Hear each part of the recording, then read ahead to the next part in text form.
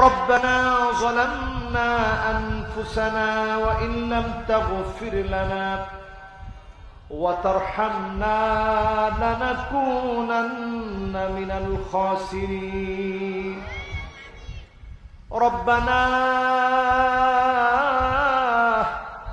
لا تزغ قلوبنا بعد إذ هديتنا وهب لنا من لدنك رمضان السلام رمضان السلام رمضان